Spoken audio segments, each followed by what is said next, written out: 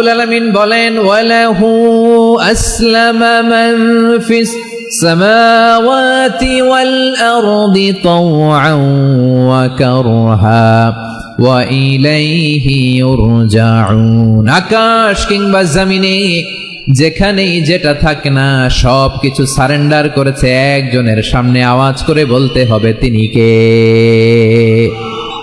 সব আল্লাহর সামনে সারেন্ডার করে, সারেন্ডার। আমরাও আল্লাহর ইচ্ছার সামনে সারেন্ডার। আল্লাহর কোনো বিধান দিয়ে যদি কেউ কোনো নসিহত করে আপনি শুনবেন না? না রেগে যাবেন? আল্লাহর আইন দিয়ে যদি আপনাকে আদেশ করা হয়, উপদেশ দেয়া হয়, আপনি শুনবেন না? নাকি রিয়্যাক্ট করবেন? না, খবরদার, রিয়্যাক্ট করা যাবে না। আল্লাহর বিধানের সামনে বিশ্বাসী বান্দার কোনো অপশন থাকে না, কথা থাকে না। চিল্লায় বলেন ঠিক কিনা? ঠিক যেমন সাইয়েদনা ইব্রাহিম আলাইহিস সালাম আত্মসমর্পণ করেছেন। আল্লাহ তাআলা বলেন ইয ক্বালা লাহু রাব্বুহু আসলিম ক্বালা আসলামতু লিরাব্বিল আলামিন। যখন আল্লাহ সাইয়েদনা ইব্রাহিম আলাইহিস সালামকে বললেন ও ইব্রাহিম, ইসলাম ধর্ম গ্রহণ করো, আত্মসমর্পণ করো, সারেন্ডার করো, আল্লাহর খালিল ইব্রাহিম আলাইহিস সালাম কোনো কথা চিন্তা না করে, ডানে বায়ে না তাকিয়ে, কোনো কিছু না ভেবে মুহূর্তেই বলে আসলামতু লিরাব্বিল আলামিন। গোটা বিশ্বের রব আল্লাহর সামনে আমি ইসলাম ধর্ম গ্রহণ করলাম, সারেন্ডার করলাম। সুবহানাল্লাহ বলো। আল্লাহ বলতে দেরি, সারেন্ডার করতে দেরি নাই।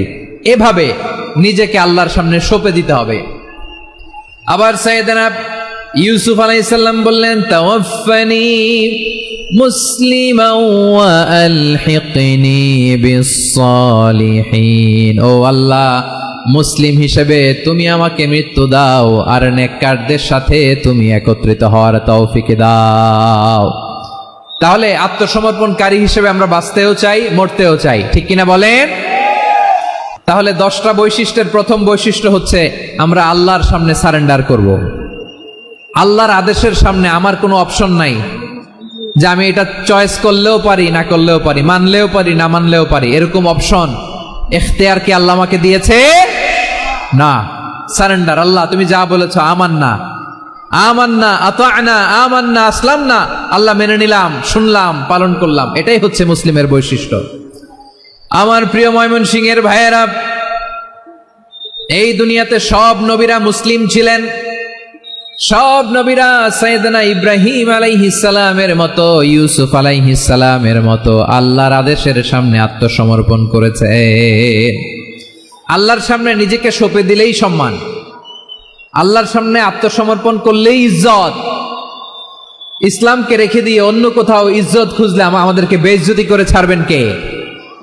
এজন্য ওমরে ফারুক রাদিয়াল্লাহু তাআলা আনহু বলতেন নাহনু কওমুন আ'আজ্জানাল্লাহু বিল ইসলাম ফাইন বিতাগাইনাল ইজ্জাতা বিগাইরিহি আযাল্লানাল্লাহ। আমরা এমন জাতি, যে জাতিকে আল্লাহ তাআলা ইসলামের মাধ্যমে সম্মানিত করেছেন। ইসলাম ছাড়া অন্য কোথাও যদি আমরা সম্মান খুঁজি, আমাদেরকে বেইজ্জত করবেন কে? আমাদের সম্মান ইসলামে। ইসলাম সময়ের অপরিহার্য বাস্তবতা, অপরিহার্য বাস্তবতা। স্যামুয়েল হান্টিংটন একটা বই লিখে গোটা বিশ্ব কাঁপিয়েছেন, দ্য ক্ল্যাশেস অফ সিভিলাইজেশন, সভ্যতার সংঘাত। এই পৃথিবীতে অনেক সভ্যতার উত্থান হয়েছে, পতন হয়েছে। প্রিয় ময়মনসিংহবাসী, আমার কথা শুনতেছেন? হ্যাঁ, শুনতেছেন? দেখি আওয়াজ করে পড়েন তো লিল্লাহে তাকবীর। সবাই পড়েননি? এত লক্ষ মানুষ তাকবীর দিলে এই আওয়াজ হয়? আমি বিশ্বাস করি না। সবাই পড়েন নাই। সবাই গলা ছেড়ে দিয়ে আওয়াজ করে পড়ুন তো লিল্লাহে তাকবীর, লিল্লাহে তাকবীর, লিল্লাহে তাকবীর। দ্য ক্ল্যাশেস অফ সিভিলাইজেশন, সভ্যতার সংঘাত। স্যামুয়েল হান্টিংটন একটা বই লিখে গোটা বিশ্ব কাঁপিয়েছেন। বিভিন্ন সভ্যতার উত্থান এই পৃথিবীতে ঘটেছে, আবার পতন হয়েছে। এই পৃথিবীতে এসেছে আর্য সভ্যতা, বৈদিক সভ্যতা, মেসোপটেমীয় সভ্যতা, মহেঞ্জোদারো সভ্যতা, সিন্ধু সভ্যতা, অনেক সভ্যতা। এখন চলতেছে পাশ্চাত্যের ডমিনেশন, তারা এখন সুপার পাওয়ার। স্যামুয়েল হান্টিংটন বলে এক সভ্যতা, এক সুপার পাওয়ার বেশি দিন প্রভাব খাটাতে পারে না। এই পাশ্চাত্যের এই সভ্যতারও একদিন কবর রচিত হবে, এটাও একদিন নিচে নামতে বাধ্য হবে। এরপরে এমন এক সভ্যতা দাঁড়াবে যে সভ্যতার পতাকার মধ্যে থাকবে লেখা লা ইলাহা ইল্লাল্লাহ। ওই সভ্যতার পতন পৃথিবীর কেউ করতে পারবে না, চিল্লায় বলেন ঠিক কি না? সেটাই হচ্ছে ইসলাম। নাহনু কওমুন আ'আজ্জানাল্লাহু বিল ইসলাম, আমরা এমন জাতি যে জাতিকে ইসলাম দিয়ে সম্মানিত করেছে কে? ফাইন ইবতাগাইনাল ইজ্জাতা বিগাইরিহি আযান্নাল্লাহ, ইসলাম ছাড়া অন্য কোথাও যদি আমরা সম্মান তালাশ করি আমাদেরকে আল্লাহ তাআলা অপমানিত করে ছাড়বেন। একটু জিকির করেন, সুবহানাল্লাহ আলহামদুলিল্লাহ লা ইলাহা ইল্লাল্লাহ, সুবহানাল্লাহ আলহামদুলিল্লাহ লা ইলাহা ইল্লাল্লাহ, সুবহানাল্লাহ আলহামদুলিল্লাহ লা ইলাহা ইল্লাল্লাহ। সবাই পড়ুন, সুবহানাল্লাহ আলহামদুলিল্লাহ লা ইলাহা ইল্লাল্লাহ। আল্লাহ নামের জিকির করবে যারা, আল্লাহর কাছে প্রিয় তারা, আল্লাহর কাছে প্রিয় যারা, জান্নাতে প্রবেশ করবে তারা। জোড়ে লা ইলাহা ইল্লাল্লাহ, লা ইলাহা ইল্লাল্লাহ, জোড়ে লা ইলাহা ইল্লাল্লাহ, লা ইলাহা ইল্লাল্লাহ, লা ইলাহা ইল্লাল্লাহ, লা ইলাহা ইল্লাল্লাহ, লা ইলাহা ইল্লাল্লাহ, লা ইলাহা ইল্লাল্লাহু মুহাম্মাদুর রাসূলুল্লাহ সাল্লাল্লাহু আলাইহি ওয়াসাল্লাম। ইসলাম, ইসলাম ছাড়া অন্য কিছু আমরা মানি না, মানবো না, চিল্লায় বলতে হবে ঠিক কি না? ইসলাম বিরোধী কোনো মতবাদ আমরা মানবো না, চিল্লায় বলেন ঠিক কি না? ইসলাম আছে, ইসলাম থাকবে। যারা ইসলামকে মাটির নিচে গেড়ে ফেলতে চায় ওরা জানে না ইসলামের ধর্ম কি। ইসলাম চারা বীজের মতো, ইসলামকে জমিনের ভিতরে গেড়ে দিতে চাইলে এটা শাখা প্রশাখা নিয়ে আসমানের দিকে উপরের দিকে উঠে যায়, চিল্লায় বলেন ঠিক কি না? এজন্য আল্লাহর হাবিব বলেন 6টি মৌলিক কর্মসূচির সারমর্ম হলো ইসলাম। আওয়াজ করে বলেন তো কয়টি? হাদিসে জিবরিলে সাইয়েদনা জিবরিল আলাইহিস সালাম বিশ্বনবীকে বললেন, ও নবী আপনি বলেন তো ইসলাম কি? ইয়া মুহাম্মদ আখবিরনি আনিল ইসলাম, ইসলাম কারে বলে আপনি বলেন। আল্লাহর হাবিব বললেন, আল ইসলামু আন তাশহাদা আন লা ইলাহা ইল্লাল্লাহ ওয়া আন্না মুহাম্মাদার রাসূলুল্লাহ ওয়া তুকিমাস সালাতা ওয়া তুতিয়াজ যাকাতা ওয়া তাসুমা রমাদানা ওয়া তাহুজ্জাল বাইতা ইনিস মান ইসতাতাআ ইলাইহি সাবিলা। আল্লাহর হাবিব ফরমান 6টি মৌলিক কর্মসূচির সারমর্ম হলো ইসলাম। এক হলো তুমি সাক্ষী দিবা আল্লাহ ছাড়া কোনো ইলাহ নাই, মুহাম্মদ ছাড়া রাসূল নাই, তিনি আমাদের রাসূল। সালাত কায়েম করবা, যাকাত আদায় করবা, সামর্থ্য থাকলে আল্লাহর ঘরে হজ করতে যাবা। এই 6টা কর্মসূচির সারমর্মের নাম হলো ইসলাম। ময়মনসিংহবাসী আওয়াজ করে বলেন, এই 6টা কর্মসূচির সারমর্মের নাম কি? তাহলে ইসলাম কারে বলে বুঝতে পারছেন? তাহলে 10 নম্বরের 1 নম্বর আমরা বুঝে ফেলছি, ইন্নাল মুসলিমিনা ওয়াল মুসলিমাতি।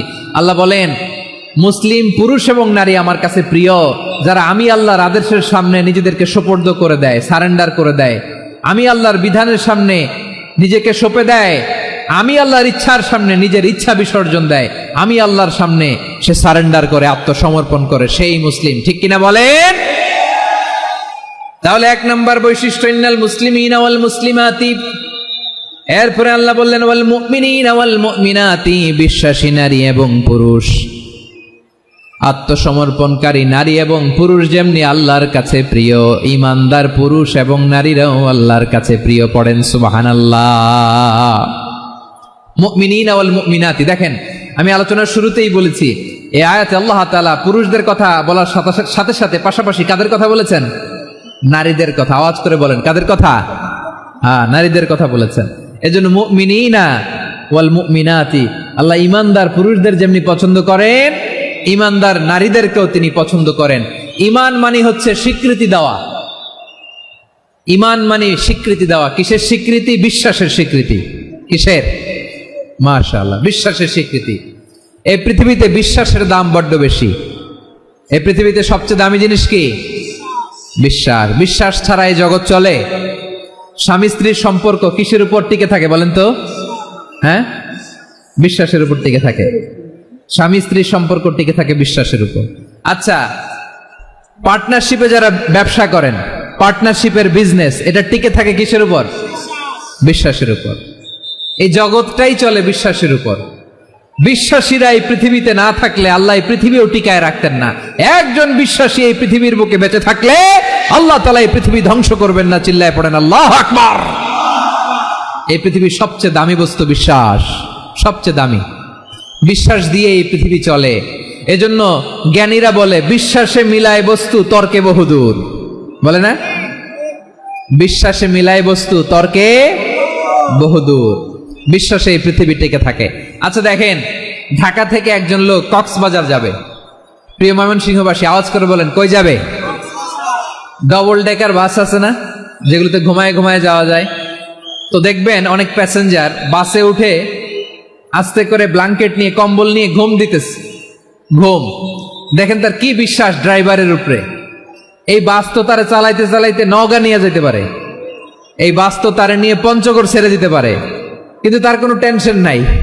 সে দেখবেন ব্ল্যাঙ্কেট নিয়ে, কম্বল নিয়ে দিছে জনমের ঘুম। এর কারণ তার বিশ্বাস আছে যে সকালবেলা এই বাস কক্সবাজারেই পৌঁছবে। দেখেন বিশ্বাসের কত দাম। ঢাকা থেকে জেদ্দা ওমরা করতে যারা যান, দেখবেন 40,000 ফিট উপরে বিমানে অনেকে কম্বল চাপা দিয়ে ঘুম দিতেছে। ঘুম। এই বিমান 40,000 ফিট উপর দিয়ে পাইলট চালায়া এটাকে আফ্রিকার জঙ্গলে নিয়ে যায় নাকি ভারত মহাসাগরে নিয়ে যায়, তার কোনো টেনশন নাই। সে ঘুম, কারণ তার পাইলটের উপর, এই এয়ারলাইন্সের উপর বিশ্বাস আছে যে সকালবেলায় এটা জেদ্দা আন্তর্জাতিক বিমানবন্দরে ল্যান্ড করবে। ঠিক কিনা বলেন? বাবা বাবা তার কলিজার টুকরো সন্তানকে, ছোট্ট ছেলেটাকে দেখবেন মাঝে মাঝে আদর করে এরকম শূন্যে ছুঁড়ে মারে। আপনারা মারেন? ময়মনসিংহের বাবারা বাচ্চাদের সাথে এরকম মজা করেন না? তো উত্তর দেন না কেন? আপনারা করেন?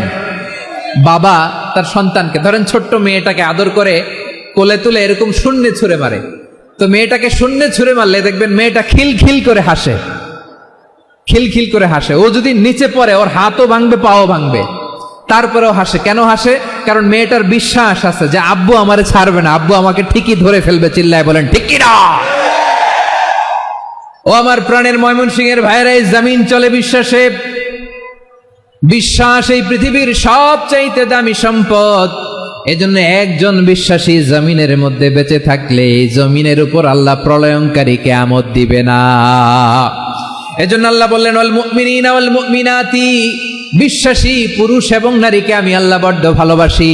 তারা এমন ভাবে বিশ্বাস করে, না দেখে বিশ্বাস। আল্লাহ বলছেন আল্লাযীনা ইউমিনুনা বিল গায়বি ওয়া ইউকিমুনাস সালাহ, আমার বিশ্বাসী বান্দারা না দেখে বিশ্বাস করে।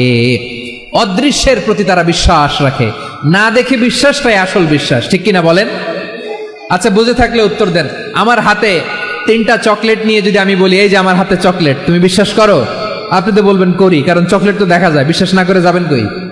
কিন্তু আপনারা না দেখায়া 3টা চকলেট এরকম মুষ্টিবদ্ধ করে পিছনের দিকে নিয়ে যদি বলি বন্ধু আমার পিছনে ডান হাতের মুঠায় কিন্তু 3টা চকলেট আছে, বিশ্বাস করো?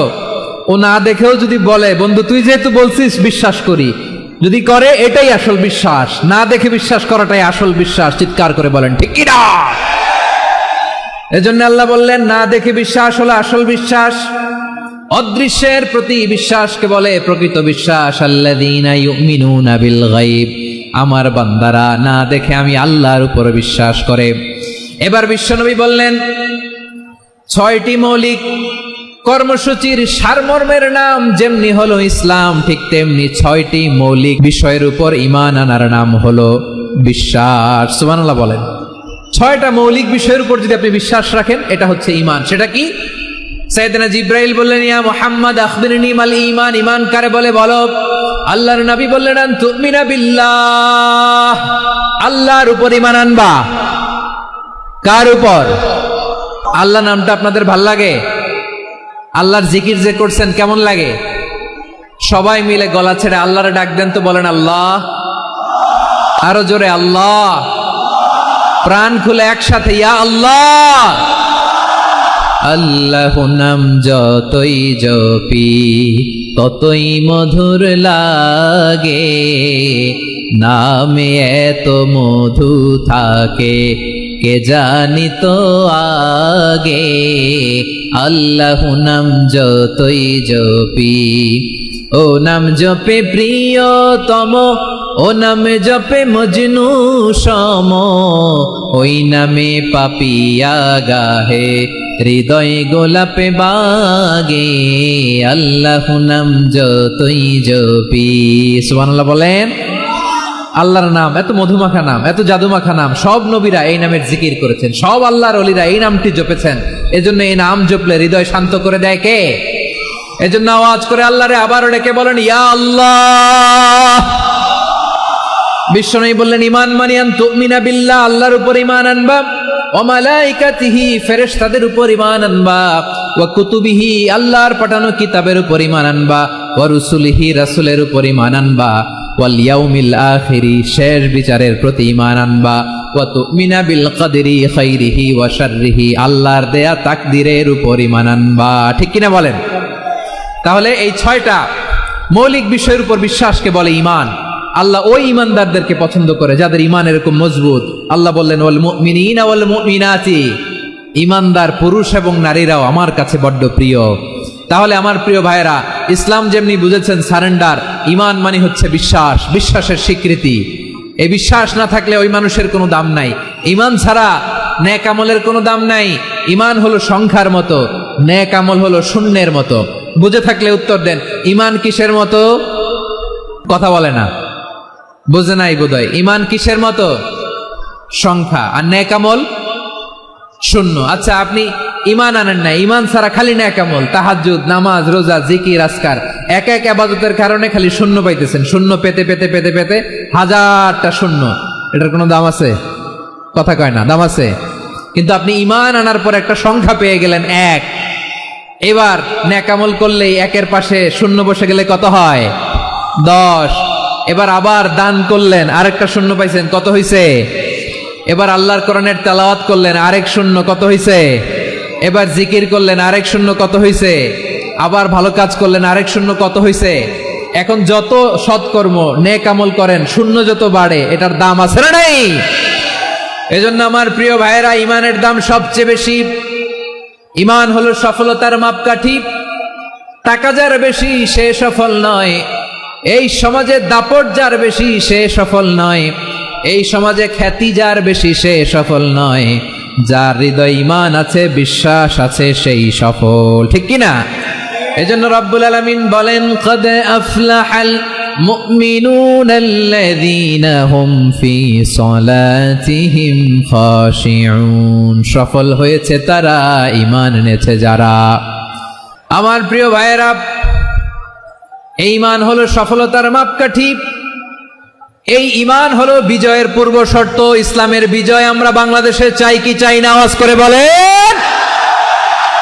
রব্বুল আলামিন বলেন ওয়ালা তাহিনু ওয়ালা তাহজানু ওয়া আনতুমুল আ'লাউনা ইন কুনতুম মুমিনিন, তোমরা চিন্তিত হয়ো না, ভেঙে পড়ো না, হতাশ হয়ো না, চিন্তিত হয়ো না, তোমাদেরই বিজয় হবে যদি তোমরা মুমিন হও। ঠিক কিনা বলেন? আপনারা কি অত্যাচার, আযাব, জুলুম দেখে ভয় পান? হ্যাঁ, নবীদের উপর অত্যাচার ছিল কি ছিল না? সাহাবাদের উপর ছিল কি ছিল না? এজন্য কোনো অত্যাচার, হুমকি, দামকি, জেল, জরিমানা মুমিনকে তার ঈমানের রাস্তা থেকে এক বিন্দু পরিমাণ পেছনে হটাতে পারে না। চিল্লায় বলো ঠিক কিনা? আমরা জেনে বুঝেই এই রাস্তায় এসেছি, এই রাস্তা থেকে আমাদেরকে কেউ পেছনে সরাতে পারবে না। চিৎকার করে বলেন ঠিক কিনা? আল্লাহ আমাদেরকে সুসংবাদ দেন ওয়ালা তাহিনু ওয়ালা তাহজানু ওয়া আনতুমুল আ'লাউনা ইন কুনতুম মুমিনিন, হতাশ হয়ো না, নিরাশ হয়ো না, ভেঙে পড়ো না, তোমাদেরই বিজয় হবে যদি তোমরা মুমিন হও। এজন্য ঈমানের পথে আমরা থাকতে চাই কি চাই না? ঈমানের পথে অবিচল থেকে আমার মরণ যেন হয়। সবাই পড়েন আমিন। ঈমানের পথে অবিচল থেকে আমার মরণ যেন হয়। তোমারই কাছে মিনতি আমার, তোমারই কাছে মিনতি আমার, মহামহিম দয়াময়। ঈমানের পথে অবিচল থেকে আমার মরণ যেন হয়। পড়েন আমিন। তাহলে ইন্নাল মুসলিমিনা ওয়াল মুসলিমাতি, আল্লাহ বলে যে নারী এবং পুরুষ আমি আল্লাহর বিধানের সামনে আত্মসমর্পণ করে তাদের আমি ভালোবাসি। আবার যে নারী এবং পুরুষ আমার উপর, আখিরাতের উপর, নবীর উপর বিশ্বাস স্থাপন করে তাদেরকে আমি ভালোবাসি। বিশ্বাস হলো সবচাইতে দামি, ঠিক কি না? তাহলে মুসলিমিন মুসলিমাত গেল, মুমিনিন মুমিনাত গেল। এরপরে আল্লাহ তাআলা বলেন ওয়াল কানিতিনা ওয়াল কানিতাত, অনুগত নারী ও পুরুষ, অনুগত, obedient to Allah. They present their highest loyalty to Allah. যারা আল্লাহর সামনে নিজেদের আনুগত্যের সর্বোচ্চ নমুনা পেশ করে, যারা আল্লাহর সামনে অনুগত হয়ে অটল থাকে, আল্লাহর আনুগত্যে নিজেকে যারা পেশ করে তাদেরকে বলে কানিতিন কানিতাত, অনুগত বান্দা এবং বান্দি, অনুগত পুরুষ এবং নারী। ওয়াল কানিতিনা ওয়াল কানিতাত, অনুগত বান্দা বান্দিদেরকে আল্লাহ বড্ড ভালোবাসেন। আল্লাহ বলেন হাফিযু আলাস সালাওয়াতি ওয়াস সালাতিল ওয়ুসতা ওয়া কুমু লিল্লাহি কানিতিন, তোমরা নামাজগুলোকে যত্নের সাথে আদায় করো, বিশেষ করে মধ্যম নামাজ, আসরের নামাজ। আর আমি আল্লাহর সামনে যখন দাঁড়াবা, আমি আল্লাহর সামনে যখন দাঁড়াবা অনুগত হয়ে দাঁড়াবা। আল্লাহর সামনে নামাজে যখন দাঁড়াবো অনুগত হয়ে দাঁড়াবো। অনুগত, আনুগত্যের সর্বোচ্চ টুকুন আমরা আল্লাহর সামনে পেশ করব। কেমন করে নিজের আনুগত্য প্রকাশ করতে হয় প্রিয় ভাইয়ের, আসুন বিষ্ণু ঈসা ইসলামের জীবনী থেকে দেখি। আল্লাহর হাবিব রাহমাতাল লিল আলামিন কেমন করে তিনি আল্লাহর সামনে আনুগত্য পেশ করতেন। আম্মা জানা আয়েশা রাদিয়াল্লাহু তাআলা আনহা বলেন, কানা ইয়াকুমু মিনাল লাইলি হাত্তা তাতাফাত্তারা কাদামা, আমার নবী তাহাজ্জুদের জায়নামাজে যখন দাঁড়াতেন এত লম্বা সময় দাঁড়িয়ে দাঁড়িয়ে তিনি কিয়াম করতেন, কেরাত পড়তেন। দাঁড়িয়ে থাকতে থাকতে থাকতে থাকতে আমার নবীর বরকতপূর্ণ, আমার নবীর মোবারক পা দুটো এইরকম ফুলে যেত। আমার নবীর পা গুলো ফুলে যেত দাঁড়িয়ে থাকতে থাকতে, বিষ্ণু ঈসা ইসলামের পা ফুলে যেত। আম্মা জান আয়েশা এটা খেয়াল করতেন। খেয়াল করে বলতেন, ইয়া রাসূলুল্লাহ কদ গাফারাল্লাহু লাকা মা তাকাদ্দামা মিন যামবিকা ওয়া মা তাআখার। ও নবী, নিজের দেহের উপর কেন এত কষ্ট দেন? কেন রাত জেগে এরকম তাহাজ্জুদের জায়নামাজে দাঁড়িয়ে থাকতে থাকতে পা দুটো আপনার ফুলে যায়? কেন কষ্ট করেন? আল্লাহ কি বলে নাই ও নবী আপনার আগের গুনাহ মাফ, পরের গুনাহ মাফ? আসলে বিশ্ব নবীর কোনো গুনাহই নাই। নবীরা মাসুম হয়, নিষ্পাপ হয়। তারপরে বিশ্ব নবীর মর্যাদা, স্ট্যাটাস বোঝানোর জন্য আল্লাহ বলেন, নবী আপনার আগের পরের সব গুনাহ আমি আল্লাহ মাফ করে দিলাম। আম্মা জানা এসে বলে, না নবী, আগের গুনাহ মাফ, পরের গুনাহ মাফ, আপনি মাসুম, নিষ্পাপ, তারপরেও তাহাজ্জুদের জায়নামাজে কেন এত কষ্ট করেন? বিশ্বনবী জবাবে বলেন, আফালা উহিব্বু আন আকুনা আবেদান শাকুরা। ও আয়েশা, আমি কি শুকরগুজার বান্দা হব না? আমি কি শুকরগুজার হব না? আল্লাহ আমার সব মাফ করে দিছে, ঠিক আছে, আমার গুনাহ নাই, ঠিক আছে, কিন্তু আল্লাহর নাজ নেয়ামত ছাড়া তো এক মুহূর্ত আমার পক্ষে বেঁচে থাকা সম্ভব না। সে আল্লাহর নেয়ামতের শুকরিয়া হিসাবে আমার কি শুকরগুজার হওয়া উচিত না? আফালা উহিব্বু আন আকুনা আবদান শাকুরা, আমি কি শুকরগুজার বান্দা হব না? ও আমার ভাইয়েরা, বিশ্বনবী ঠিক এমন ভাবে আনুগত্যের নমুনা দেখাতেন। এখানেই শেষ নয়। আম্মা জানা এসে বলেন, তাহাজ্জুদের জায়নামাজে দাঁড়িয়ে থাকতে থাকতে ফালাম ইয়াজাল ইয়াবকি হাত্তা বাল্লা লিহিয়াতাহু, আমার নবী কেরাত পড়তে পড়তে কাঁদতে কাঁদতে দাড়ি বেয়ে বেয়ে ওনার পানি ঝরতো। আর এক জায়গায় এসেছে হাত্তা বাল্লা হাজারাহু, নবীর জামা ভিজে যেত চোখের পানিতে। অন্য বর্ণনায় এসেছে হাত্তা বাল্লাল আরদা, সিজদায় লুটিয়ে পড়ে যখন বিশ্বনবী কান্না করতেন, বিশ্বনবীর চোখের পানি দিয়ে জমিন ভিজিয়ে যেত, জমিন ভিজিয়ে দিতেন। কি আনুগত্য, কি আনুগত্য। এরপরে নামাজ শেষে দোয়ার মধ্যে বিশ্বনবী বলতেন, আল্লাহুম্মা ইন্নী আবদুক, ও আমার আল্লাহ আমি আপনার দাস, ওয়াবনু আবদিক, দাসের ঘরের দাস, ওয়াবনু আমাতিক, দাসীর ঘরের দাস। সুবহানাল্লাহ, কি বিনয়। দোয়াতে বলতেন, আল্লাহ আমি আপনার দাস, দাসের ঘরের দাস মানে আমার বাবা আব্দুল্লাহ আপনার দাস, দাসীর ঘরের দাস মানে আমার মা আমিনা আপনার দাস। সুবহানাল্লাহ। নাসিয়াতি বিয়াদিক, আমার মাথার চুলের ঝুঁটি আপনার হাতের মুঠোয়, আপনি যেখানে টানেন ওইখানে আমি যেতে বাধ্য। আপনি আমার চুল ধরে ডানে টান দিলে আমি ডানে যাই, বায়ে টান দিলে আমি বায়ে যাই, আমার কোনো ক্ষমতা নাই, সব ক্ষমতা আপনার। দেখেন, যেই নবীর কোনো গুনাহ নাই উনি দোয়ার সময় বলতেন, আল্লাহ আমি আপনার দাস, দাসের ঘরের দাস, দাসীর ঘরের দাস, আমার মাথার চুলের ঝুঁটি আপনার হাতের কবজার ভেতরে, এদিকে টান দিলে আমি এদিকে যেতে বাধ্য, ওদিকে টান দিলে ওদিকে যেতে বাধ্য। যেই নবীর কোনো গুনাহ নাই নামাজে দাঁড়িয়ে থাকতে থাকতে পা ফুলায় ফেলতেন।